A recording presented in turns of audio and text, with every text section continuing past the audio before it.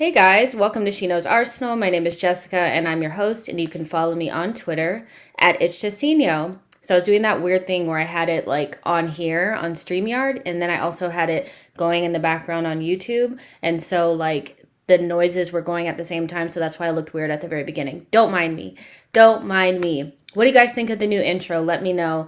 Like it, hate it. What do you think? It'll be kind of weird, if Arteta gets sacked and then I still have him on my intro. I think Danny Ceballos is on there, but I just like the clip, so hey, whatever. But let me know if you guys like it or not. There's about 65 of you guys already watching. Make sure you like the video and subscribe to the channel. And this is our match preview for Arsenal versus Norwich, and we'll be playing them at home. Yay. And yeah, this is one of those type of games where back in the day, we'd be like, by how many goals are we going to be beating Norwich by? Now it's a little bit more like, I'm not sure what's going to be happening, a little bit nervous. But the good thing is that there's a lot more players that we really like that are going to be available for this match. And that should give us an advantage and hopefully a boost. I think also if fans in the stands see the new players out there on the pitch, they'll be excited as well. And then that'll kind of galvanize the group. That's what I'm hoping for. So as the game gets closer and closer, I feel more and more confident with some of the rumblings coming out of Arsenal about the players that are now available. We'll talk about today whether or not we think, based on Arteta's press conference and just kind of his usual patterns, whether or not we think these players will all feature, what formation he may go for. We'll also talk a little bit about Maitland-Niles, Tomiyasu, and the pressure that he's under to win this match. This feels very much must win. And if he does not win this match, I don't see how he gets through to the next game. I just don't see it. I feel like that's the level of pressure that he's under. And yeah, so we'll talk about all those things. We'll do some score predictions. And towards the end, we'll talk about Yusuf El Nasiri from Sevilla. The Moroccan striker has been linked to a move to Arsenal to replace Aubameyang. Talk about whether we like him. Does he stink? Are we interested? Have we ever seen him play before? And all of that, So, yep, make sure you guys like the video, subscribe to the channel. And I have George with me today. Hey, George. Hello. How's it going? It's good. Not too bad. How about you? Good. I can't complain with my big old bun. You guys, it is heavy, got this big old bun. Feeling good though. I can't complain. I'm feeling good. The closer that the game gets, the more excited I am. The international break came at a good time, but also it just is kind of like shows you how much you really just love watching your team play, even if we're playing crap, Yeah. So how excited are you to see us play against Norwich with some of our better players available?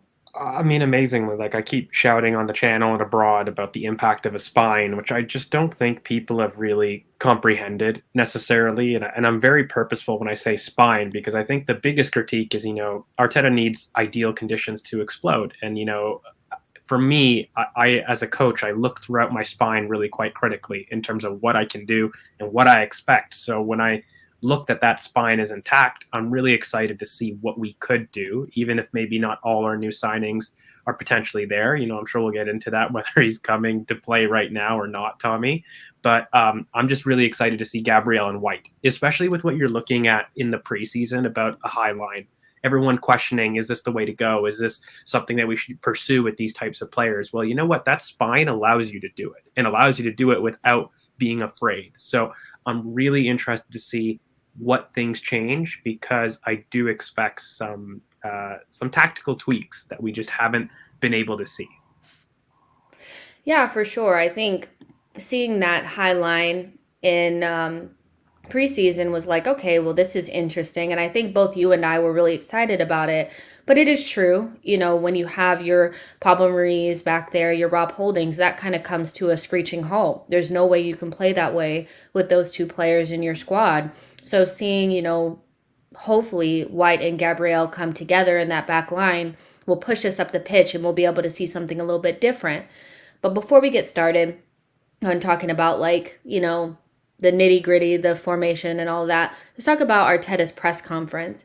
He did another one of those. And honestly, you guys, most of the time, I don't really listen to them. Like, I'll kind of glaze over them a little bit, just kind of, because ultimately Arteta's quite private. Like I don't want to say private, but he doesn't like Guarded. to give a lot away. Most managers don't. I think we have an unrealistic expectation of what we should be told as fans from the club. I don't see very many managers out there saying the private conversations that they've had with Yeah. their squad members, or airing dirty laundry. I don't really see that. So I feel like sometimes there's a criticism of Arteta that's not really consistent with the fact that most managers are like that. We don't trust. So we feel like, tell us what's going on, but Arteta's never going to do that, right? He seems very Which there was a clear apprehensive. concerted effort from the club to do so. Whether people agree or not with what was said, there was a clear, I think, push narratively. Like, it was a big PR spin, right? Like, I think Mikel had interviews, Edu had so many interviews.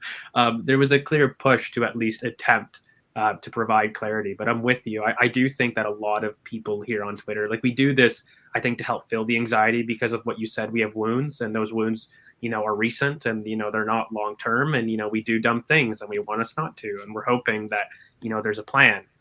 But yeah, I actually agree with you. I think this press conference was a lot more telling than his previous in terms of his position on players and his position on what he sees going forward. I have a couple thoughts about future plans, at least from what he dropped. Yeah, for sure. So let's go ahead and get into it. Nice little picture of Arteta looking nice and tanned, and Not like as he's stressed as not as recent, stressed. eh? Yeah. I don't know if you guys have ever seen the before and after pictures of Barack Obama, but he was young and vibrant and shiny and vivacious when he first got into office, and he weathered quick. And I was looking at Arteta and I was like, you got that old Obama. You got that Obama going. But yeah, no, for real, I really did. I was like, dang, he's got that Obama. So he kind of talked about who was available and who was not. Pretty much, besides Granite and El Neni, who's going to Yeah. be out for a couple of weeks, pretty much everybody is like in contention. There's not really any of like long-term-ish anything going on. Said Kolasinac, he said they'll assess him. I don't expect to see him granted out because of COVID-19 issues. And then he kind of talked about having the full fit squad. Edu was talking about judge the squad once we see it together. And Arteta said, I'm really looking forward to having everyone available and trying to start the season the way we want. We don't want to use any excuses. We know how difficult the start with injuries and a lot of COVID issues. It's been extremely difficult. We have to reset now. We need to start and get everyone back on track and start to win football matches, which is what we have to do. When you hear that, do you think that Arteta is going to go with as many of the new players and as many of the players coming off of injury as possible? Or do you think he might creep into his old ways and do a little bit of risk management? He could kind of, maybe ease Gabriel back in, ease Thomas Partey in, but does he have that luxury?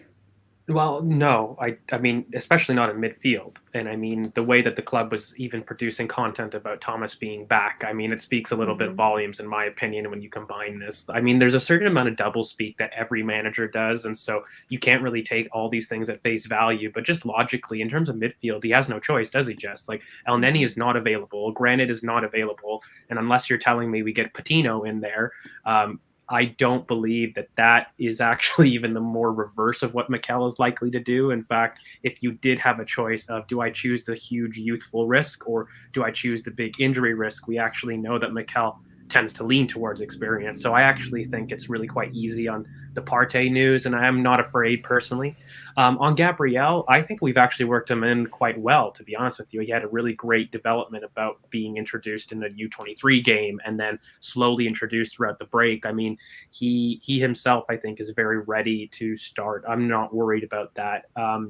I think Tomiyasu's maybe a different story. I don't know if we want to address that later, but I think that's the more interesting risk about whether he does that or he sticks to type. And to be honest with you, I'm not going to lie. I've got arguments both sides there. I'm really on the fence about whether that's even smart, no matter how much I want to see the clear upgrade as a fan. I wouldn't be mad either way. I think Yeah. if he started, I would be like, yay. If he Yeah. didn't, I'd be like, fair, Yeah. I mean, when you have less than 3 training sessions, despite being clearly technically immense, despite having such a clear role in Bologna, who is very similar to the role that we're doing, and I get these things, but at the same time, he knows English quite well, like technically he's going to get out of a lot of issues if he is pressed. So I could see literally 50-50 on him going and him not going. I think personally the big thing for me is seeing really the Lokonga Partey partnership though, because I think the biggest thing that I took from these quotes is we're going to see it, period. And I think that's going to, I Is guess, that what you got from it? I didn't get 100%. clear Lakonga and Thomas. I did see the little part about Odegaard and ESR can pop into those pockets. Do you not see a single pivot in this game? No, I don't. Just because of the way that Norwich set up and how they're Hmm. really quite open in the midfield, and it's the perfect game for a double pivot in terms of how we attack them. But again, like Jess, I don't read into those things in terms of it's always been an option. We did it at West Ham when we really needed to Hmm. press and force the issue. We dropped Thomas and turned the game around. Again, I don't think that's been the plan A though. Just in terms of how we set up and how we do our build up, like we don't use that pivot or that lone pivot rather as a plan A. We just simply don't. But to say that it's an option, I think is accurate. In fact, I'd argue most people believe that should be the case, right? Like if we're facing a low Hmm. block team, you want that ability to be a little bit more attacking. And I think that's just what he was saying. In terms of Norwich, Hmm. they will sit there and play. They will come Yeah, they're at gonna you play. and They they're don't not sit. yeah, they're not a Yeah. Burnley. And so for Yeah. me, if this conversation was Burnley, I'd say just prepare yourself. It's a possibility. But when I look at like the opposition, no, I think it's actually really quite clear that Lukonga is probably going to be the play in terms of what we do. And also just logically, we don't have enough players in that system to risk it right now. Like we don't have enough right backs that are familiar in their positions to support the lone pivot. We don't have enough, wingers right now that are fit. I don't know what ESR is going to be like. I think he's ill, but I mean, I don't know on the fitness wise, right? Like if I had a little bit more wing control and I knew that people were starting on the wings that are our best players, I'd say, yeah, even a surprise lone pivot is possible. But I think when you combine those things, you can be pretty confident that we're unlikely to do a lone pivot against Norwich. I think because that single pivot has been a little bit dodgy every single time that we've done it. Hasn't really, for me, worked out the best. I think we've been best in a 4-2-3-1 because that's the majority of our players play best in that system.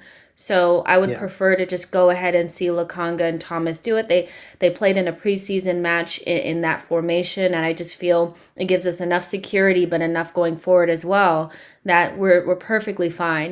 But I do want to highlight this super chat really quick from Jamal Abdul. Thank you so much for your gracious super chat. Like, this is amazing. I think this is the biggest one I've ever gotten. Thank you so much. And Jamal says, "Hi, Jess and George. Jess, thank you for your content. Helped me massively through my personal struggles, mental health at all time low. And thank you. I will join as a member. Oh, thank you. And you beautiful human being, love you on the fan cams. Mo, listening to you. Thank you so much. Like, I really appreciate that. And like, just like long story short, like I started this channel like during lockdown, and like it was mostly just like an outlet, like, because I was missing football so much. And, you know, um, I wanted to connect with more people that love the game like I do and love Arsenal. And it's helped me a lot, like in my personal struggles as well. So you guys help me just as much as I feel like maybe I'm helping you. So thank you so much. Like, I really do appreciate that. And yeah, we're just going to keep plugging along. Thank It's you just so much. majorly humbling. I don't know, like really quickly for myself, I Yeah. was really nervous. Like Jess had to pull me on to go kind of on, just not just her channel, but like on YouTube myself. And I don't know, just even getting comments associated to something like that, guys, seriously, it makes a difference. And I always say on my,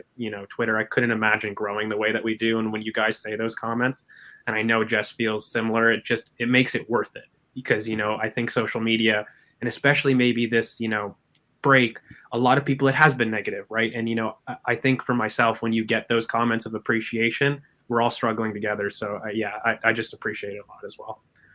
Yeah, for sure. That was so nice. Thank you so much. And so just going kind of back to the press conference, we've kind of talked about Lakanga and Thomas Party. We're hoping for that double pivot. Something else he talked about was how important we need to deliver a good performance.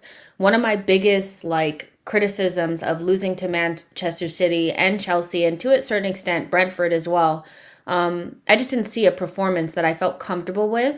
I didn't feel, Yeah. I didn't feel comfortable with it, and it felt like we were already out of the game before it even really started. And I understand we're playing the champions of Europe and the champion, like the best team in England as well. But I just still feel like there needs to be Statement. yeah, like a bare minimum requirement, and we're not really hitting that. And he kind of talked about wanting to focus on the performance, and that will lead to the result. Do you think that that's fair for him to say? And if we were to maybe not win the game, but put in a good performance, because you know how Arsenal is. We could be playing really well, and then a David Luiz red card could happen, And do you think that the fan base has enough patience or enough empathy for our situation to accept a good performance but not the result? No, I mean our fan base doesn't, never has. But I mean, personally, for me, I don't know if I really buy that excuse with a returning spine. I want to be consistent, right? Like you're Mm-hmm. never going to have ideal situations in a game. I do think saying focusing on the performance, though, by the way, is the right call. I mean, logically, you shouldn't be focused on outcomes, otherwise, you can't reproduce that long term. Outcomes are going to go up and down in the short term in any season, right? Like if I was to go and pick Manchester City's season from the first 8 games last year, they were 14th. That doesn't say the whole story. And so for me, I think when you focus on performance, it leads to absolutely really good reproducibility in the long term. That's the one side. But on the other side, I really don't think you can sit there and claim excuses, which is for me what it would be when you have a returning spine to deal with those rough rides. Like I actually believe if you were to have a red card, if you were to have something there, there's enough technical leaders there that, in my opinion, the team should be able to ride that, right? And I Mm-hmm. don't think that is unreasonable to expect. And so, personally, for me, I'm kind of maybe on two fences here, where I get the idea of look at performance. I get that we as fans maybe can't be quick to jump, but in my opinion, if you've got your spine there, and I don't consider ESR necessarily a spine, I consider Saka a spine. And I know that's really weird because he's not on the central position, but for me, he's our technical leader in the final third. In the midfield, that is Partey. In the defense, that's Gabriel. Period. End of story. So when you have those three there, I feel as though you should be able to weather storms that aren't ideal. And I don't think we've had that, period, in this season. That's been my biggest critique about adding context. So, no, actually, I maybe ironically the other way. I do expect a Mm-hmm. performance. I do expect a win. And I expect us to do it in style as well, because I think you're completely right. Where a lot of this anxiety has come from the level of performance and how we've lost, not necessarily losing as well. And so for me, when you do have those returning cogs that you claim will let you play your style, you have to expect the style to come out, right? Like I don't think you can keep making excuses at that point. So for me, I not only expect a slapping, I want one, not just because I like Arteta, but I think needs to happen for us in our season. Like I really want to get away from the coach at this point. I think this squad needs a statement win in the league because they haven't had one for a while. Forget context and circumstance, but it's needed. Yeah, I definitely think that we're in a position where the 3 points are it has to come just be you have your players back, even if they're not 100% know each other in and out. The quality that we have versus Norwich, which is probably the worst team in the league, we've got to batter them at home, don't we? I mean, it just has to happen. And I think the fan base really needs it. We need something to feel like we can hold on to. It's obviously not enough. If he beats Norwich, it's you're supposed to do that, but it's Yeah. been a tough international break being in 20th. Like we need to make up some ground here, and Yo-Yo makes a really good point. Says good performances help soften the blow for poor results, but good results build momentum and confidence, and we definitely need that more than anything from the fan base perspective and from a team perspective. It's tough because just like I look at Emery, I don't know. I think there's a lot of recency bias about how we describe these things because I don't know about you, but even I wasn't on YouTube to really say it, but I mean, one of my favorite, channels in Arsenal Vision there, when we were going through that run. that period of good performance, when people say it breeds confidence and momentum, which it does to a certain extent, underlying performances and statistics, but mainly how we achieved those results, were really quite poor. And so for me, it was worrying. I always felt that a cliff was coming. And, for myself, I do caveat that by saying, personally, I'm a performance guy. And, even if there are tons of really bad results, if I'm seeing really great performance, in my opinion, in the long term, that always cashes in. That always averages out to much better predicting of outcome. So I think whenever I've looked at outcome in a short term stretch, it's been stupid. It's been ridiculous. In fact, I've gauged, like I said with City, that's up to 8 games, by the way. Like, they were 14th after 8 games, and that's a decent chunk of the season. And so for me, I feel as though you can nitpick bad season and outcomes for a lot of things. But for me, you just got to look at good performances. I know that's maybe not the comment that a lot of people want to hear, but unfortunately, I think if you were to look throughout history, instead of 8 or 10 game intervals that you may want to choose to suit your narrative, good performances has always led to good finishing in the end. Yeah, for sure. I agree with that. Keenan asks, Jess George, does Arteta deserve the sack if we lose this game against Norwich? And it's just a tough one. I hate saying this because it's not that I don't like Arteta. I'm feeling like I'm losing my faith in him. And I feel like I would want to move in a different direction if he were to lose, but I do want to see the performance. I do count performances and I need to see, like, if I'm seeing it right now and we lose 2-1 and it was like a really dodgy call or something, I feel like that would manipulate my mind a little bit. But that's 3 losses on the bounce. 3 losses on the bounce, 2 of them being to promoted sides. I don't think you can get away with that. So I would say, yeah, I'd be leaning towards maybe moving on from him after this game. But I know you have your 10 game threshold, kind of like, that's what I need to see. Is that based on like win a game and keep going? Or is it just 10 full out? Like, you know what I mean? Well, it's for me, it's context, right? So if we do win 1 or 2 games, but then that's caked with a lot of losses that we should be doing, then I can really lean forward and say, A, the spine returning didn't really have an impact on your form, and B, it wasn't a coincidence in a sense. Like, I can't. I think the 10 games gives you enough of a sample really to look at patterns of winning and patterns of losing. Whereas I feel as though Norwich, while sure it could happen, it's football, anything could happen, and I'd be really disappointed. If we then sit and go on a run afterwards, I don't know what to say. I mean, I'm going to be consistent. I still would say no. And I've always said I want 10 games to get that and tease that out. It would piss me off, though, because I've sat here saying I really want to see the spine. And so, like you said, I think performance may cloud the difference there, right? I think anything can happen. And I just think, speaking in finality about that, I had set out from the beginning of the season 10 games. That's what I was giving him to see: philosophy, outcome, and kind of results in a sense. And so Norwich would go in the column of that's not a result I expected to win, right? And the same thing with Brentford. And for me, I need at least 3 of those to determine a pattern. That's my logic towards it. So if you start doing that in Burnley, I start to get icky feet, though, right? Like, if you start the Norwich and then you do the Burnley, and we're saying a very similar thing, I may want to go back on my 10 games. Like, you know what I mean? And I don't count Wimbledon as a win in between those as saying, oh, there's a win.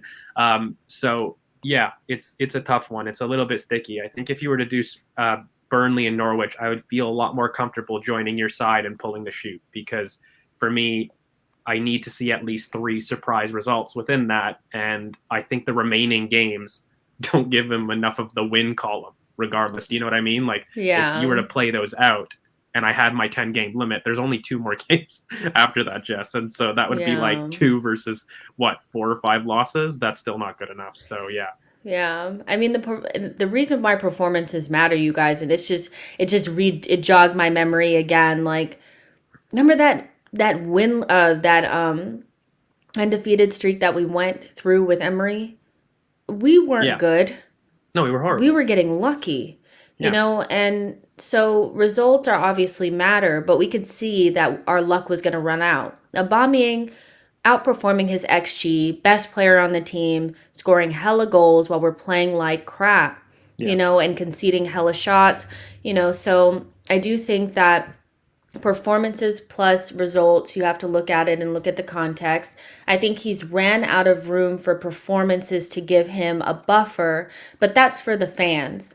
I don't know what the club thinks. I don't know if they're like, regardless, give him these 5 games and then reevaluate and see what happens. I don't know if they won't give him Burnley if he doesn't perform against Norwich, So it's just one of those. But for me, I would want him gone. I wouldn't be able to stand anymore. George would still want to give him them games, but analyze as time goes on, that kind of thing. Yeah. I think Burnley would be like the combination of those would be enough for me to like pull shoot. But even that, and then again, I don't think it's that early because at least that would have been 8 games by that point, and it's got to the point of it being untenable. Like I'm not sitting here saying like absolutely things can't become untenable, but in my opinion, yeah, I still think you give him that time, and I think that works out to the next international break. I don't think people understand, but like we've got about 4 or 5 games and another international break. And so, in my opinion, too, I think they would make changes in that like before that time, because regardless, they would want a coach to come in, to fix results, but you need to train a new system. I actually think if it became that way, we might get a totally different philosophy. Like we wouldn't get, Yeah. if it became untenable to that like opinion, I think we would switch philosophies completely. Yeah. So just going back to the press conference, they obviously asked him about the players that have come in. Are they good enough for now? Can they make enough, impact on the team right away? And I think that is a true concern from a part of the fan base, that we brought in young players. We're not quite sure what their level is in terms of like, are they really going to become the players that we anticipate them becoming? Can they help us in the short term? I know there's going to be a lot of eyes on Ben White, a lot of eyes on Odegaard. These are still young players, but they're definitely for now. And he kind of talks about that. We have all participated trying to create and build this project led by the owners, blah, blah, blah. The complexity of football is that you want to build a medium to long-term project with immediate results, and we have to embrace that because there is no other way in football, and you're going to have to get results, and we are ready to do that. Do you think, that combination, that group of players that we have, if you had to give just like your future, like you're looking in your crystal ball or whatever, and you're like, which players are going to be elite and which ones are going to fall off? This feels like the Liverpool window where they brought in a bunch of players. Only a couple of them ended up being elite, and some of them ended up having to kind of like move on. Who are your like, I know these are going to be the guys that move us forward, and who are the ones that are probably going to end up being guys that we move on? If you just have to guess. Yeah. So White for me becomes elite. I've seen absolutely enough of him. That boy is very, very special. I think a lot of people have questions because of the Saliba comments, but in terms of his quality and what he's shown consistently over 2 seasons, he's been a huge part of some really good teams, of progressive managers, managers that a lot of people would want us to replace, really, too. And he's proven it in the league. So I think for myself, Ben White is absolutely one of those now and will become elite signings. Ramsdale, I've planted my flag a lot against the grain, and I've done a lot of videos, especially on our channel, and an analysis why I think that boy is absolutely going to become elite. And, he's very much somebody that helps us in the future right now.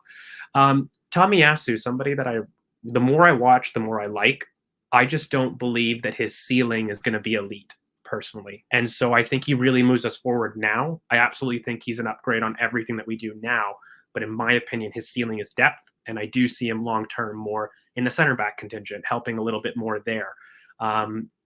Odegaard, I'm not a fan of Odegaard as much as other people. He's just not my type of player. In my opinion, I just feel as though there's an athletic ceiling there. And so while he is definitely an improvement on what we have, I just don't feel that signing becomes elite. I think I have similar questions on Tavares, and I think that's just because I feel as though with him, there's still a little bit more inconsistencies technically, but he is young, right? Like I haven't seen enough of him. I don't see him ever becoming elite, mainly because of his pace long term. I think he needs a little bit more separation in the first 5 yards, personally. And then I don't know who's next. Like we've had six, right? So there's Lukunga, right? And so on Lukunga, I need to see a lot more off the ball development, but I see things like scanning, which he has in abundance. So I'm not afraid of those faults that I clearly do see.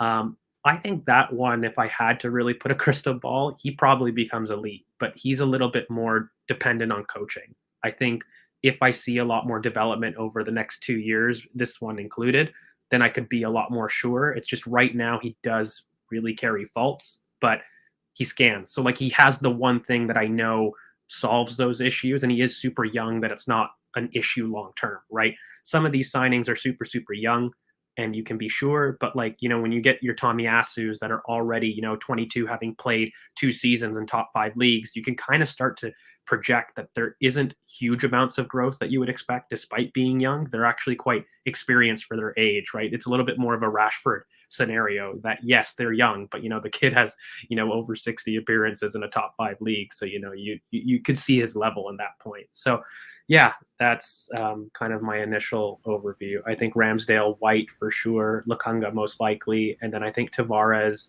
and Tomiyasu are unlikely. These are mine. I think just if I have to just take a whack at it. And I think White and Lukonga for me become elite. That's just the player. Those are just the players I just am like, yeah. Like, I love Lukonga. Like, I am all in it. Like, I'm so in it. White, I think he's mustard. Like, and he's not going to be the type of center back that I think people are like, that's what we have Gabriel for. Like, yeah. You know what I mean? That's what we have Gabriel for. The balance is really there. And I think White is somebody that will be one of the leaders moving forward. Odegaard, although he wasn't my number one choice, I do think he has elite quality. I do hear you when it comes to his athleticism. Maybe it's not at the level of he's not like an Emil Smith Rowe type who could probably just, his athleticism already puts him ahead of the game. But I think Odegaard's IQ and his technical quality will get him as close to elite as we probably need him to be. There you know are what some. It is, Go Jess, ahead. with him, Yeah. he needs so it's not just athleticism. He needs very specific situations and scenarios to explode. And I don't know a player of that specificity that you can sit there and guarantee with new managers and projection. And look, he has the IQ, and I hear all the great points about him because he does have an immense final ball. When you have an elite kind of final action, you absolutely look at these players as saying they're going to be good, right? Like when you've got something like that, it's pretty easy to say. But my issue is, he can't overlap with the overlapping CM. He has to absolutely stay central and float around. He absolutely needs a backboard presence in the center's pitch. I don't know if that's our play long term. Do we get the team to support that kind of player? Because I'm sorry, historically, we haven't done great with specific players. Like in the last 5 to 8 years, we haven't done right to support guys that are absolutely elite at their craft, but need a surrounding cast to really exploit themselves. I think that's been a problem for us for years. Yeah, for sure. It's just one of those where I just, we'll wait and see. Like, I can definitely, if in a couple of years we're looking at it and we're like, oh, Odegaard, I'd be like, oh, well, maybe I was wrong. It's but I just think I like the level of quality that he has, and I just feel like even without the, certain type of abilities on the ball and off the ball, he'll be fine. Tavares is definitely a good, but I could totally see us selling him later, because I don't know anything about him. He's just so raw. I mean, he could end up being so good or be so shit. You know what I mean? So I don't really know. Tomiyasu, I look at him and I'm just like, yeah, backup center back in a couple of years. Like, you know what I mean? One of those guys, but still really good, and then Ramsdale, I'm not sure. If I turned around and he was the best English goalkeeper that ever lived, I'd be like, cool. If he didn't really hit the heights, I'd be like, cool. But, there is a range of quality that we can kind of see, and we can make some, I guess predictions, but ultimately, like, some of these players, hopefully, and I think if you get 2 out of that 6 that end up being elite, that's good. Exactly. That's what Liverpool had. They don't all have to do it, and I think on Ramsdale, that's probably the one that everyone's like, how in the world?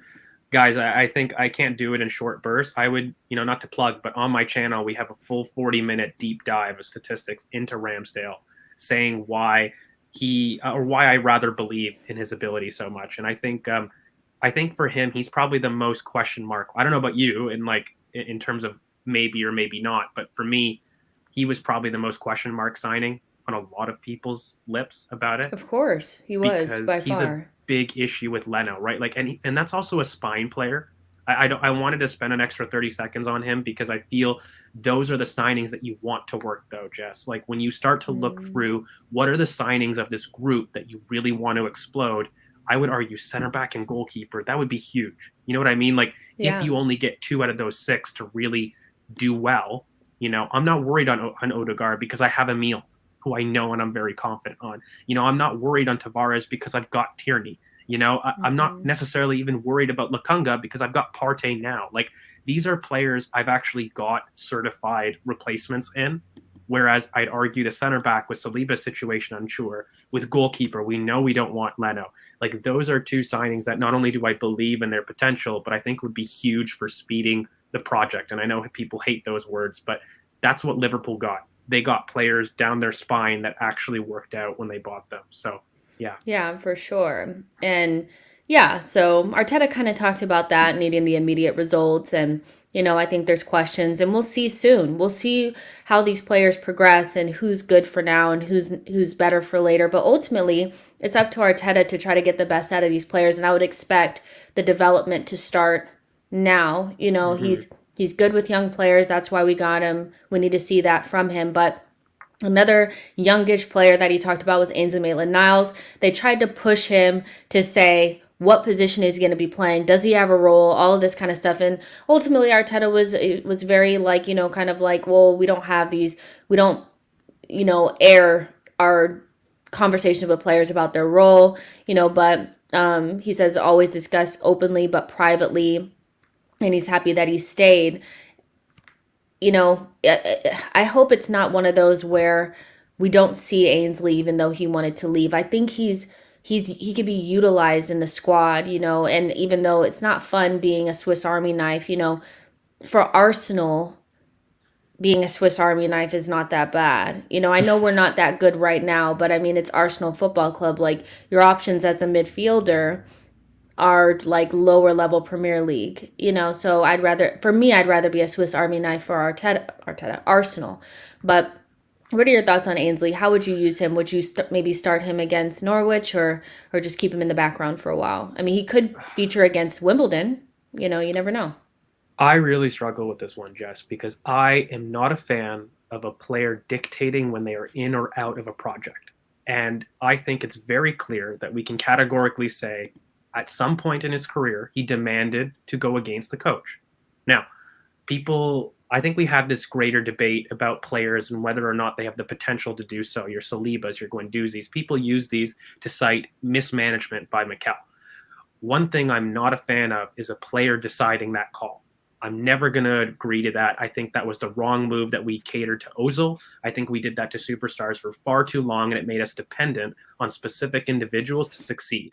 And so I was a big fan of smashing that culture. Now, on the other hand, Mikel has had some man management issues, hasn't he? And so this would be a beautiful way to kind of show that he's been able to evolve from that status in terms of coaching a player that clearly was on the outs and now making him a useful asset, right? I don't buy as much as other people that he can't do that, but it very much represents an opportunity for him to do that, right? Tough thing with Ainsley because I really believe in his potential. Like I've sat there and said, I think for him as a prospect, he's absolutely elite for me. I think he's amazing. He can be anything he wants to be at right back. I even think he could be a very good center midfielder. But the issue has always been application. And for me, Jess, if they've hashed it, I don't care. As long as Mikel and Ainsley are happy and they've decided to play, then cool. I can put water underneath the bridge. I love a good redemption story. I'm all about second chances. So for me, if Mikel believes that's the way, then cool. If it's the other way and he doesn't and he thinks that a move is best, cool. I'm cool too because I was not a fan of what he did. I think it's worth saying it's not professional, regardless of what you feel on a manager or whatnot. If that was another player that you didn't like, fans would jump on his back for doing that. Fundamentally, I believe things should be kept in house, and I believe in that. But look, if they've apologized, then why not? Like, what's the reason that we can't believe a second chance is possible? Tahir just put in a nice super chat. Thank you so much, you guys. I will probably always struggle with this. There's just something where I can't. Io in the chat, if you're still there, you've told me this before. Yeah. I see that W, like I can't get it. Like, hold on. Like, I can't do it. Like, it's Norwich. It's Norwich. Norwich. It goes Norwich. Like, it just, and then if it's not Norwich, it's Norwich. Like, I just, Yeah. Norwich. Thank you, Tahir. Lovely. You guys, I'm not going to get it. I'm trying. Dublin Gooner says, imagine you have an itch and then it's gone. So there's itch. Got it, you guys. I'll try harder, I swear. But before we just get off the press conference, he did mention Balogun, and I just want to get your thoughts, like just on, tough way to start out, the season. I would have preferred to see him like play against Wimbledon and, in the cup. I think that would have been a better, like, he plays his first Premier League game against Brentford with other 21, 20, 19-year-olds, and it was rough, but now that Eddie is staying, how do you feel about his chances of getting playing time, and should he have not maybe gone on a loan? I worry about his chances of playing in this team now that Eddie is staying. But this is where context matters. Like, this was Eddie's decision. This wasn't the club's decision. The club's decision was not to keep Eddie. And we now know that Eddie was rejected. Like, I hope we can put this to bed. This is another time when we looked at conspiracy theories on it. So that wasn't the club's decision. Now that you're here, I mean, I guess ideally your manager should make the best out of situations, shouldn't he? Like, that should be the demand. But it's a bad situation, Jess. Like, this squad is bloated. I don't think people realize what the impacts this does, on dynamics and just basic training drills. Like, it's really bad to have this amount of bloating, 5 right backs in one position. That's not competition. That's incompetence. And so for me, look, I think while he stayed, it would have been great to send Balogun on loan to get minutes. But at the same time, I'm sat here saying that fell through last minute. I don't know if I would have got a loan option that I really would have agreed with. Miguel Aziz was planned out. That's something I really saw. Portsmouth, the coach there has taken care of Emile Smith-Rowe. Like, I saw a very clear pathway with him. I wouldn't just have wanted to chuck Balogun in any old team to get minutes. For me, I wanted him to get minutes in the right way. Personally, if you're really asking my opinion, I would play Eddie. I have this opinion where I feel as though we've seen it. The club has made a decision, and then you made your decision, which you're allowed to do, by the way. And I'm sure he's not somebody that'll kick up a fuss in training, but I just wouldn't play him. I mean, for my sake, I've always felt that Balogun was ahead, and I actually wanted Balogun to play ahead of Eddie a lot sooner than most people, having watched the academy quite well. And I think the contract situation was the only reason I said, okay, I get why you're not playing him. But now he's under contract. For me, we get more with Flo. I've seen more from Flo than I did from Eddie. And so, yeah, I just would not play him purposefully. And, I think he should just go in January. But unfortunately, that's a situation we're at. Yeah, for sure. We can play them together too, Jess. Like, I mean, if it's Wimbledon like that, I would. He's a useful player, but I don't know. I just want to put up this this comment. Really, I'm not even going to put it up because I don't like it, but I'm having a hard time with these things about Arteta being a racist and dislikes all black players. You guys, look how many black players he's signed. Look how many black players he plays. Thomas Partey is one of his signings. Gabriel, come on, you guys. He's not freaking racist and like. Baka. Yeah, it's just disgusting. His technical leaders are all. Who is saying these things? Like, yeah, Bakayo is his favorite. Like, you guys, let that go. That's ridiculous. I'm sorry. I don't like it. I don't like that. Well, what would you do? What would you do with Eddie? Because look, I know that your critique about selling early, making sure when to go. We clearly have players that aren't part of the club's plans, but they're here. Yeah. Like, what do you do in those scenarios, in your opinion? Well, my biggest thing is like, okay, like, yeah, I understand that Eddie stayed because his own wants were not met, by um the club that wanted to buy him, Crystal Palace, whatever. But there was, an opportunity to use him in the white deal. That was widely reported by Ornstein, and we rejected it because we thought we'd get what we wanted, which is fair because if you're Crystal Palace is willing to offer you, you think it's going to go through, but then Which I Eddie's. guess we did too, right? Because we agreed a fee. Yeah, And exactly. So I get that, and I'm like, okay, it is what it is.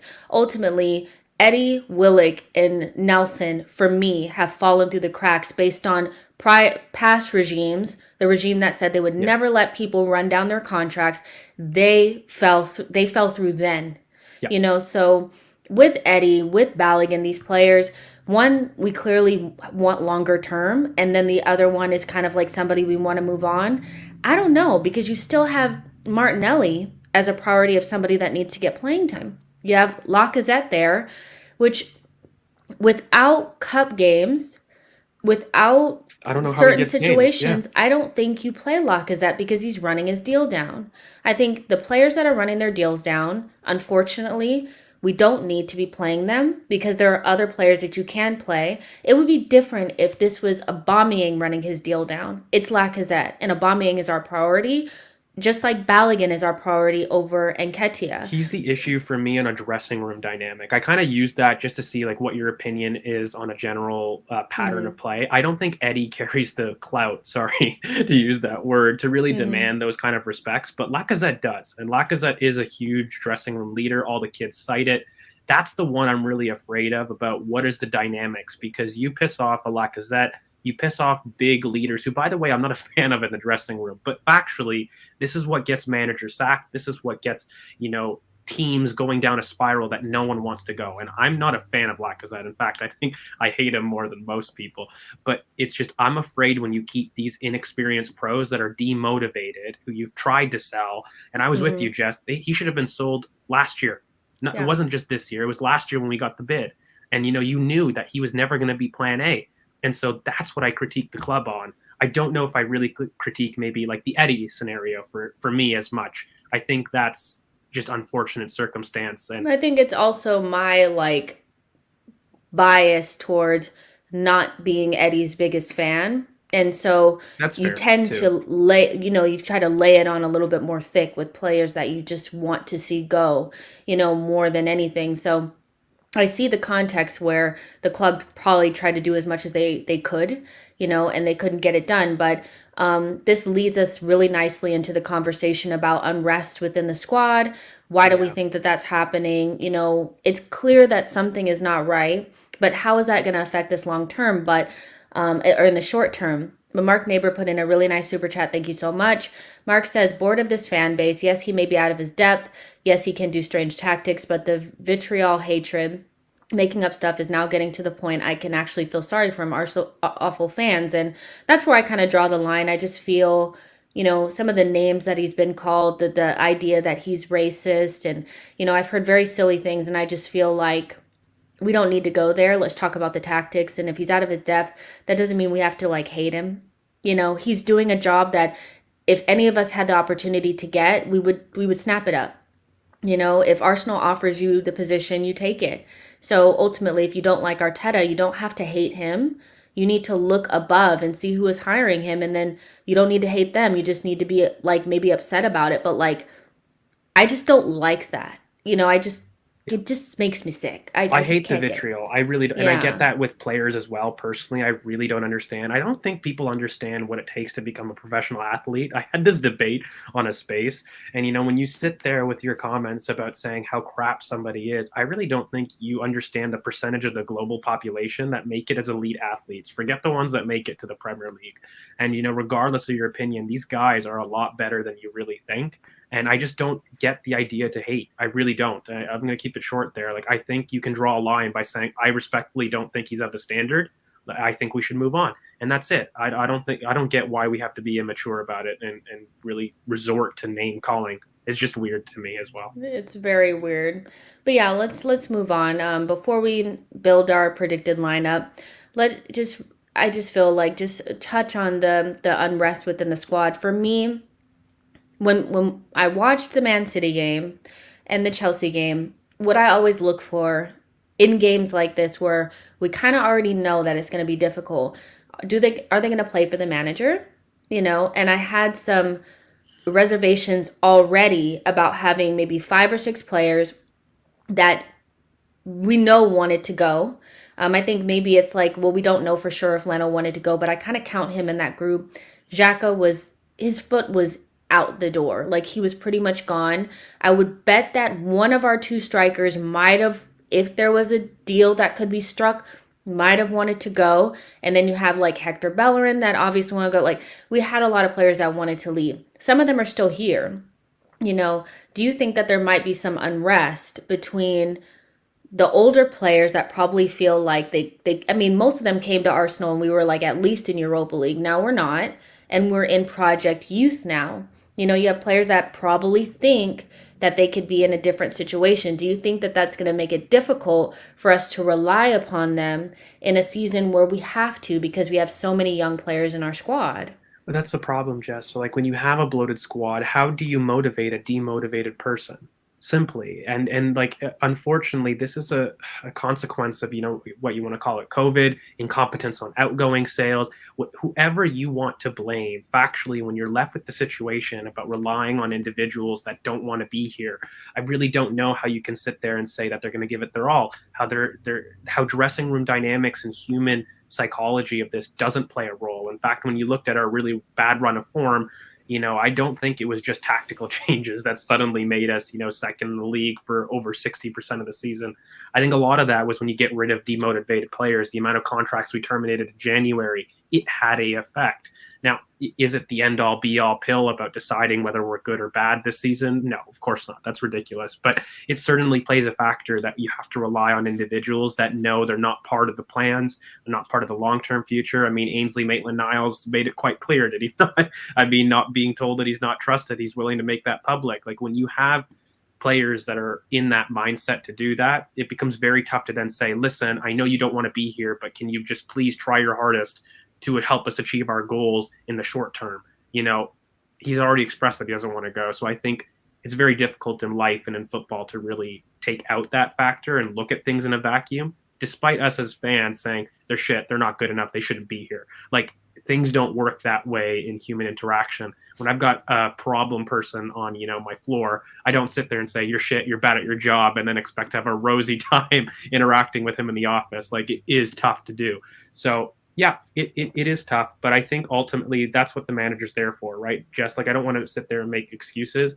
You have to sit there and make the best out of unideal situations. That's literally the job of why you get paid what you do. And so he does have to do that, and he has to pull through. And hopefully those decisions are more right than wrong. Yeah, yeah, like I'd put up a comment from Richard de Earl, and now I can't find it because it's just moving so quickly. But Richard said something to the effect, oh no, I'm sorry, it was Lord Gunnar. The unrest is probably overblown, but I wonder what Arteta said to Aubameyang prior to him signing a new contract. And this is kind of what we were talking about at the end of the transfer window. When and Adu comes out and he starts talking about Project Youth, and I just feel like it was a U-turn kind of based on where we finished. I have a hard time believing your Thomas Parties and your Aubameyang signed those big contracts for Project Youth. I just don't think that, and I don't think that necessarily means that they're going to go out there and sit on the field and do nothing. But what I do think is that, like, if you're 32 years old, 29 years old, one being in your prime and a little bit past your prime a little bit, I just can't help but feel like maybe the enthusiasm is maybe not as high as it would be if you were actually competing for silverware, or, you know what I mean? Like, they're helping a young team try to finish somewhere in the European spaces, whereas maybe a couple years ago, Aubameyang was trying to help us get into top 4. So, and that's not to say like they're bad people, but I wouldn't be surprised if we just didn't see that same enthusiasm. Maybe there's just a little bit of what's the word? Just a little bit of like disappointment, feeling like they're in Project Promises Youth broken. now. Um, Yeah, they're not in Project Youth. They're now in Project Youth, but before it was Project Top Four. That's different.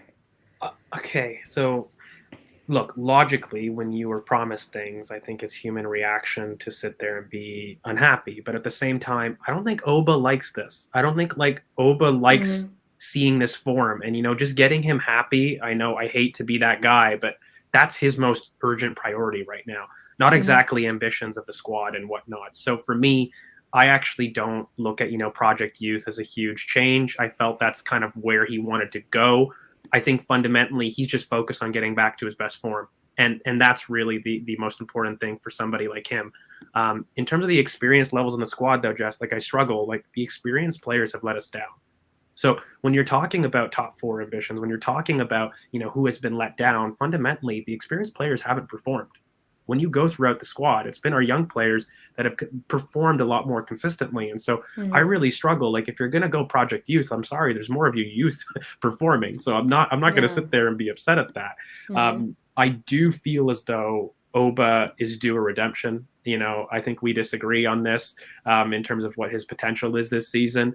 Mm-hmm. But I do think his performances should go to show at least motivated. I didn't see demotivation despite those Mm-hmm. heavy losses and performances.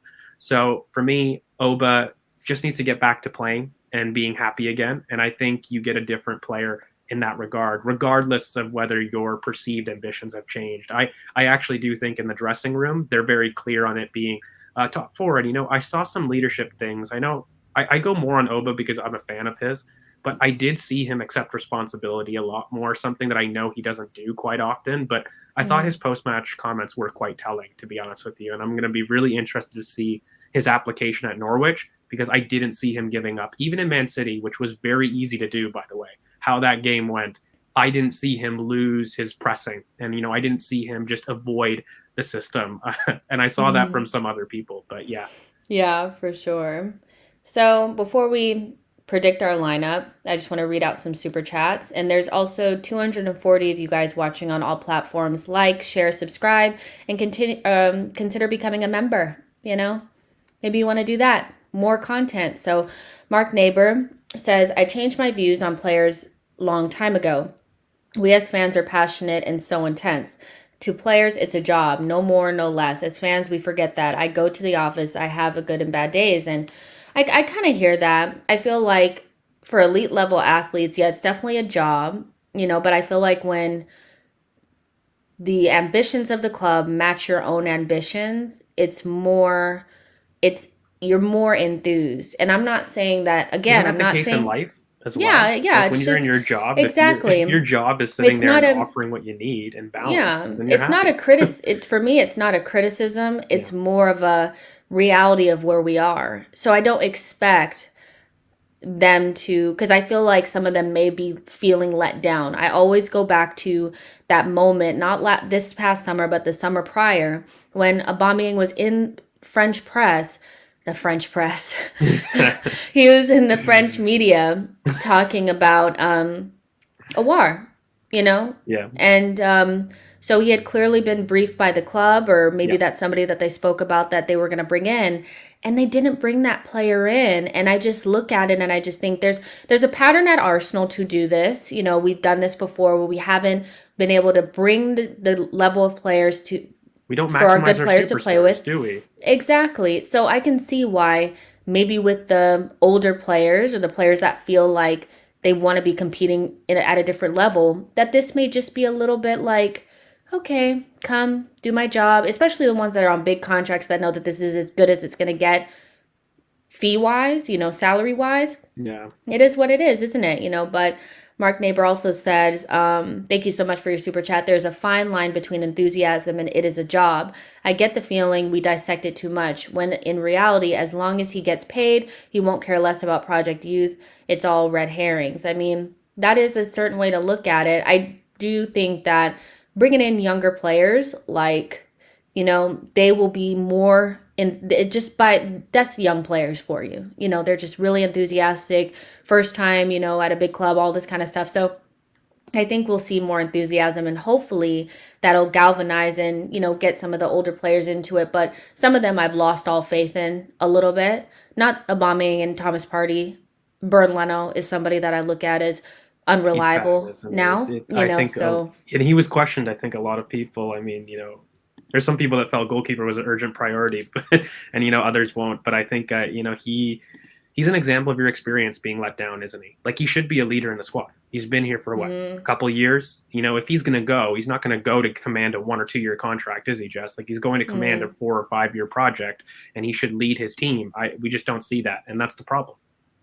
yeah, for sure. And yeah, so yeah, let's build this lineup. Let's see what we got going. Let's build the lineup. Let's predict it because we know it's not going to come true anyway. I'm always wrong. So, one that I guess the conversation is, we could talk about Leno and Ramsdale. There are some people that are like, you can't drop Leno now because it'll shake him and all that. What's the point of bringing in a competitive goalkeeper? Yeah. The narrative around bringing in Ramsdale, which I believe is true, is they want a competitive environment between they don't want a number one and number two. They don't want our number one goalkeeper and somebody that has two arms that can just stand in the goal. Otherwise, we would have got Matt Ryan.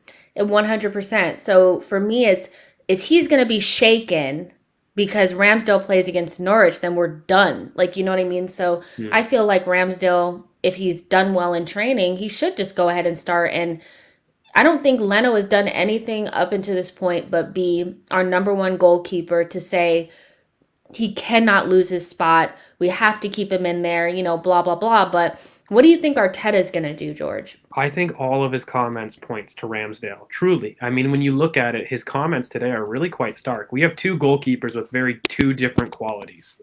When you talk about Ramsdale, we really like the personality of someone we've scouted for a while. That was his choice. Like, that was Arteta's choice. In fact, if you want to really go into conspiracy, the Athletic article clearly stated where Edu really wanted to go, right? So, Arteta, that is his choice. Right. Leno was never his choice. And if I'm really looking at Norwich, by the way, they're just not going to be a team that's going to be peppered with shots, right? Like, we're looking to dominate that game. We're looking to really impose a philosophy. Choose the goalkeeper that does that for you. And I think Leno isn't safe. I mean, he lost 5-0 in the last game. One of the goals was a very bad mistake by him. I don't buy that Rodri goal is unsavable. That is ridiculous for me. That was a clear mistake. And so when you lose 5-0, I think it opens the can of, this seniority crap, I mean, within the squad, right? Like, it's totally fair for him to give him a chance at this point. I just think we're going to commit to a philosophy, and I think Ramsdale is, Arteta's type of keeper. And so play him. Like, if this isn't the game for Ramsdale, what is? A relegation candidate team at home, in terms of looking to dominate possession. This isn't a top 6 kind of club. I don't think Leno would do well in this type of game. Norwich have been pressing teams, have they not?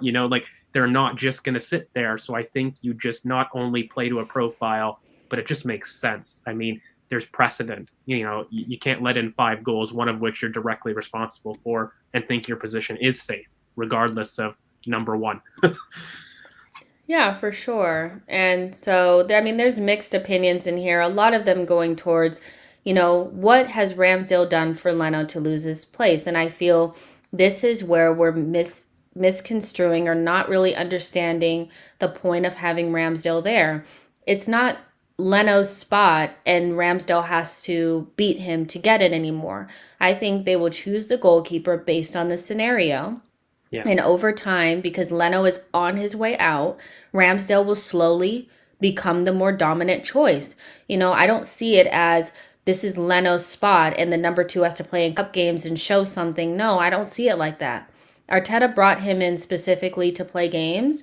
And so it'll be next time you see Ramsdale start in the Premier League and Leno is fully available to go, Arteta will say something like, we looked at the opposition and thought Ramsdale's qualities would be better suit for the way we wanted to play in this game. That is what they're going for. And it's just an easy transition until Ramsdale becomes our number 1. So it's not about Leno losing his spot. And he's been here, right, Jess? Like, Leno's been out on international duty. I mean, typically Yeah. you have those return players come in, but there's a perfect opportunity to let him start in the league. You have Leno go against Wimbledon, and then you make a choice basically on Burnley based on those positions. Regardless of whatever you say, in my opinion, if you're going to commit to this philosophy of build-up that he seems to have done, why are you going to continuously not play the profile player that will facilitate that? That becomes a bad thing on a manager, right? Like, why would you buy somebody to change your style of play, but still play the old style of goalkeeper with the new style of play? It just doesn't make sense to me.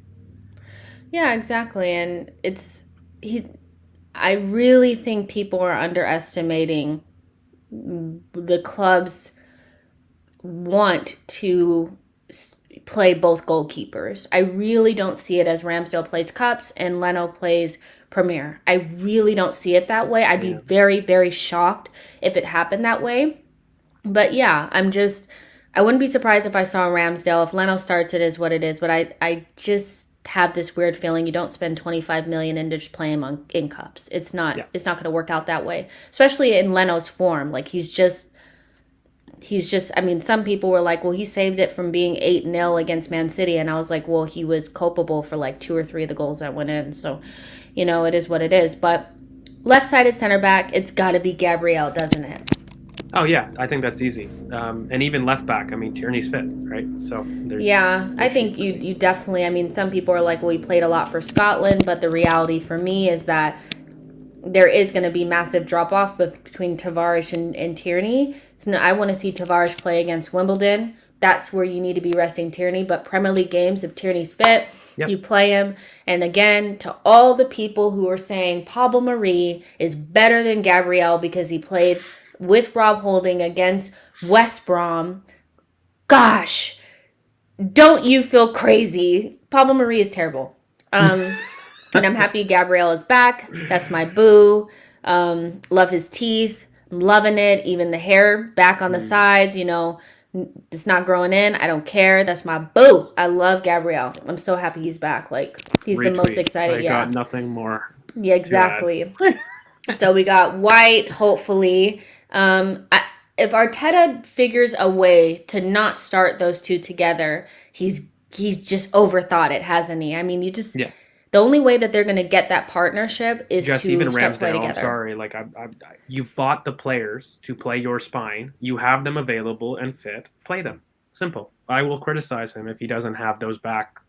For the right back, I can understand. By the way, like, I would personally go Tomiyasu. I would. I'm more the type of person. Again, I don't care about experience profiles over experience. If we're going to play this build-up structure with Ramsdale, who, by the way, has a great clip ball wide, and Tomiyasu is excellent in the air, it just makes sense to me if that's going to be your kind of way. And also Callum has been horrid. Like, I think right back is actually easier to take that risk, Jess, only because of how poor form our right backs have been. Cedric, Chambers. In fact, I would argue that they've been so bad they forced them into the market in terms of this. So I could see it. I really could, even though it kind of makes no sense, right? Ainsley is the weird one. Like, I mean, do you go there and make the jump that they've, are best friends now and they're willing to, put I don't everything under the know. bridge? Like, I'm I not don't confident doing that. Like, know. I I need, don't I need to know. see more about the Ainsley concession. So I would I personally go Tomiyasu, but I don't know. This one's a gamble. I'm not, You guys let us know in the confident. chat. Do you guys think Tamiyasu is going to start? What do you think Arteta is going to do? It's very difficult Yeah. to gauge what his thoughts are going to be. What I don't want to see is Chambers or Cedric. I think both of them He have could even shit the do bed. Ainsley at center mid, that just because I don't know what Lukunga's knock is like. I mean, if I'm really going to believe the reports that it's not that bad and he's available, then sure, it makes sense, put Lukunga in. But I could even see a scenario if he does have a knock that you have Ainsley in center mid. I just don't know how much do you believe the reports that Lukunga is a mild knock and it's fine. So Oh, Blaze. You on this channel, I saw people making arguments for why Pablo Marie is so good. He's a leader back there. We just seem so much more calm when he's there. Gabrielle is so rash. yeah, It's just da la la la. I saw so much Pablo Marie silliness last season. I was just like, I don't know what you guys are And watching. on the Gabrielle's, timeline too. No, it wasn't just yeah, here. It was all over the timeline. People thought that, Gabriel was rash and he wasn't able to do it, and Pablo Marie is more called. I saw all of those comments. So yeah, we see you. yeah. I'm like, I was like, they are smoking. Okay, so let's put Tomiyasu here, even though I'm not 100% sure. But if Arteta feels like, I mean, he's been playing for Japan, so really the main He could have crinkle pulled here. back though, Jess. I know everyone speaks in double speak, but when you were listening to the press conference, he was like, it's the Mm-hmm. first time I'm meeting him, but he's going to be trained. He's been fit and he's been playing consistently. That didn't really tell me, oh no, we're going to have to watch him a little bit. It's too soon. I didn't get that impression, which he could have, right? Like there's an excuse Yeah, for it, and he wouldn't have been crucified for that. yeah, for sure.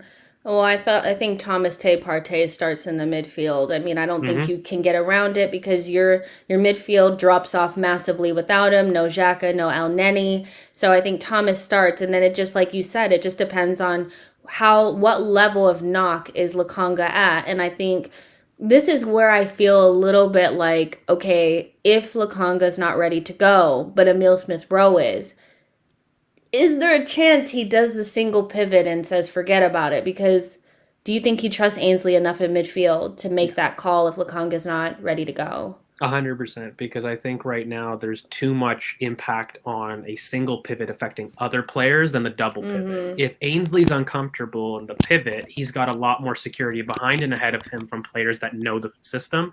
If you put Partey in there, you have a lot more players that are uncomfortable in that system. So I actually think, oddly, it's just more about not just what Ainsley's comfortable in, but what the squad is more comfortable in, if that makes You sense. know what? I'm going to put Ainsley here just because I feel like one of the partnerships that we desperately want to see won't come to fruition in this game. But I want to Not, see this, Jess. I don't know about you. Like, look, I get that Lakunga is everyone's kind of, cup of tea, but I would want to see this. I'm not one of those that think Ainsley is going to be horrific in the midfield. And, if he truly wants to be there and if these talks are, him being intent to play and with Tomiyasu, that's a way to fit them all in the lineup, right? And for me, to get another pivot option that kind of gets rid of Granite, and he does give you that type of profile far more than the others. It's just he's a lot looser technically, but he does have that athletic profile that we do like. So, I'm not.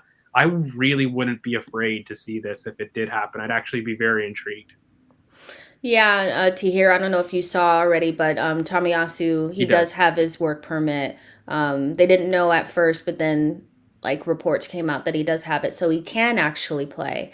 So we have to see, what happens with that. Mark Neighbor, another nice super chat, thank you so much, says people say Arteta doesn't know his first 11 when in reality, even this chat, it's all over the shop.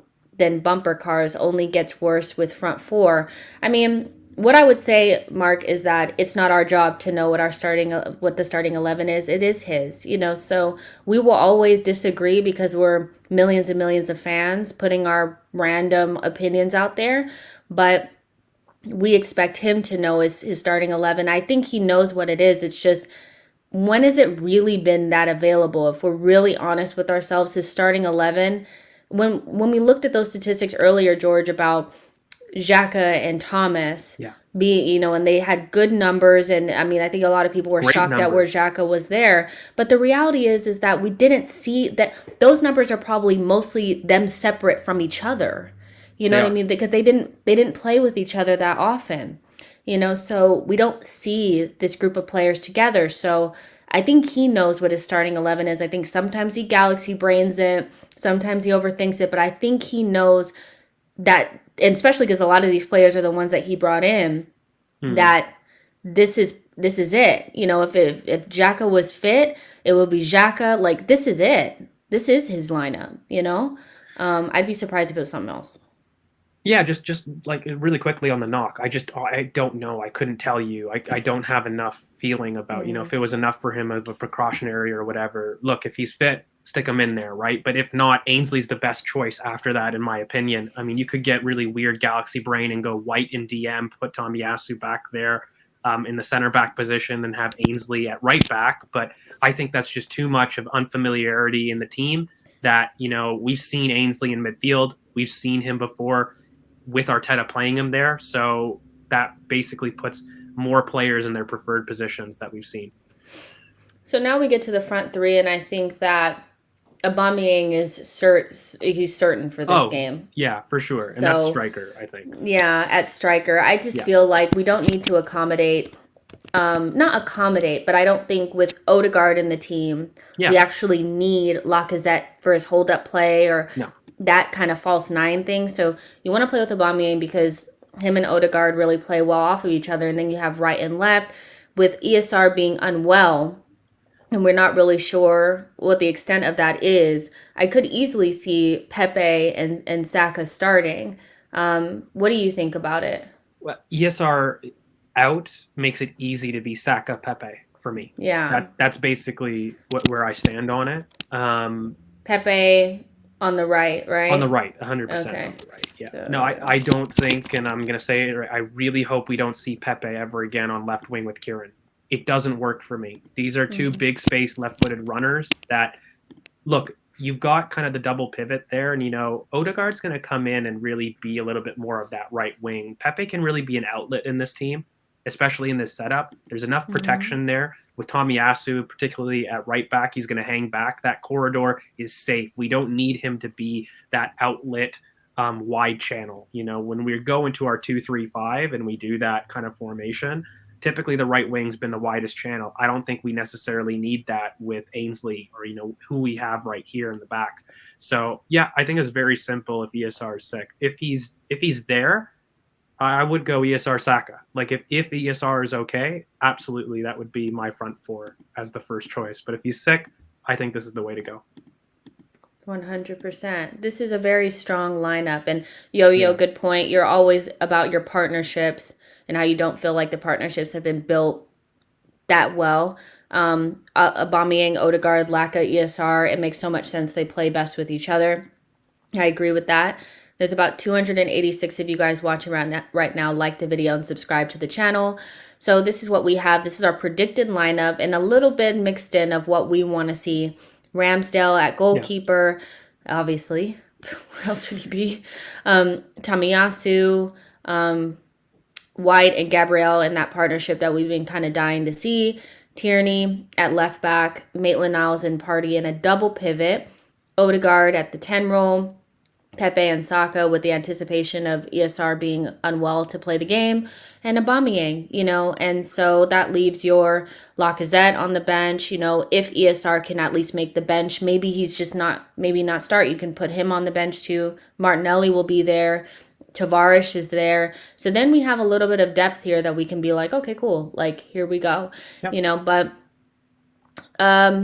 what's your score prediction for this game? We're at home. We've been leaking goals. I would love for us to shore that up. I think I want to see a clean sheet. We always want to see a clean sheet, but like 4-2 or 3-2 or anything like that, that would be a little bit like, come on, like we need to start shoring up that defense, don't we?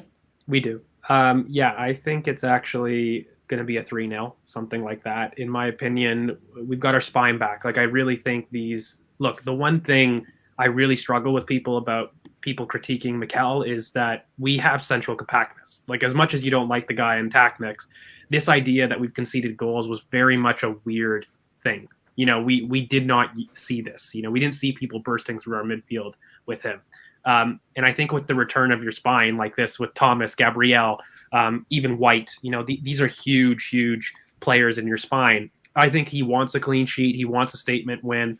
And so, yeah, I think we do 3-0. I think we absolutely do a clean sheet. I think we play really great football. And I'm just going to pre-assess it. I'm not going to sit there and say that we're back now, but I just expect this with the team. Like, Norwich are going to come and press us stupidly, I might add, but they will. And we love those teams. We just really do well against those types of teams. So, yeah, and I do think actually Pepe will do really well in this game because Norwich has space in that left-hand side. Like, that's probably their weakest side, in my opinion. So I think Pepe is actually going to have a great game. For everyone that thinks I hate Pepe, I actually think this is one for him to thrive. 100%. Io, you're mad. I can't believe you just said that. 6-0. Yeah, we need a statement. I see a lot of wins. Close wins. 2-0 for me would be just fine. Like, I want to see a clean sheet and more than one goal. I mean, I'm not too fussy, like, you know what I mean? But I do want to check the community poll real quick. I put out a poll to the community earlier asking you guys if you thought it was a win, loss, or draw. So I'll just check it really quick and see what you guys said. 66% of you guys said win, 17% lose, 17% draw. Some of that could be trolls from other fan bases, but I'm sure that some of you guys were in there with draw and loss. Shame on you. No, I'm just joking. You're I allowed think to have your so. opinion. I think it's ridiculous. The amount of crap I've seen on socials and this idea of this game. Guys, as much as you want to say that we're really in the dumps, a returning team like this, we fare excellently against a team that comes at us. That's the type of team that we thrive on. Forget the quality for a second. And by the way, Norwich haven't been playing like a relegated team. It's not going to be, super easy. I'm not taking them for granted, but just factually, we do well against these types of teams. I fear more about the low blocks. I get top six, like we're struggling without our team, but really, if you look at last season, we struggled against low blocks a lot more, which kind of helped a little bit at the end of the season when we got our number 10s. But this is the type of team that we thrive against. So I do expect actually a really comfortable win, oddly, which will be something that I think we all need. 100%. You guys, I will, by the time we get to the instant reaction, I will know how to say Norwich. I'll know how to say it, and it'll come like out smooth and sound really nice. And you guys won't have to put like porridge in there and stuff to get me to try to understand it. I'm just struggling just a little bit. But let's see what Chucky says. A win is a must. A draw ain't gonna cut it. I agree. Yeah, so seems like we're pretty positive. I mean, with that lineup, we should be. But let's talk about just one little rumor that came out earlier today, which is Yusuf El Nasiri linked to Arsenal to replace Aubameyang. I know he's linked with West Ham as well. I know they need some sort of backup to Antonio. But we also, I mean, a lot of rumors have kind of come out that like after the transfer window, that striker and central midfield is something that we need to be looking at. We know we were in for Tammy Abraham.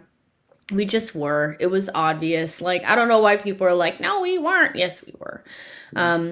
So now we're looking for something else. And El Nasiri, like, is somebody that when I watch the Via play, which I do like watching them play sometimes just because I think they're an interesting team. But ultimately, whenever I watched him, I was like, he's just whatever. Like, you know what I mean? So he's a getting weird the profile. link was just kind of like a not as robust DCL for me. No. He's not like when DCL is just athleticism on steroids. Like you're getting the jumps, you're getting the he's not everything, the tap striker ins. though, is he? Just like he's really weird as a profile. Like I look at him and look, I'm not an expert, but like the few things that I've seen, I've only seen a couple games. He's like this punchy, off the ball runner type more. That's really got a great heading ability. Like it's really weird. Like he's got the heading ability, no doubt, but he isn't a postman. He's not like he won't receive in that kind of zone 14 spot. He won't come in and try to bring people into play. He'll run off. And so it was a very weird link to me to receive because it was much more in the Aubameyang mold than the complete nines that we have been linked to in the past. I don't know if you got similar opinions from watching him, but for me, he was this really weird profile that was like excellent with his head, but that was it on the complete 9 checklist that he had. Well, I didn't see any build up play or any touches that would get, because the thing about Tammy that I did like is that he can hold the ball up and not like just doing one of these. Like he can actually turn with the ball. He has some skill to him. I didn't really see that from him. Like, you know what I mean? And even DCL is not great at that, but if you look at his comps and you watch him play for Everton, he does do some of that. So I didn't see any of that. I did see some nice finishing in the box, all of that kind of stuff. But ultimately, I just left going, meh, maybe go get Alexander Isak, you know what I mean? He's poppy. Like I will say, like he's got a great shot on him. It's poppy. It's very firm, great ball striking.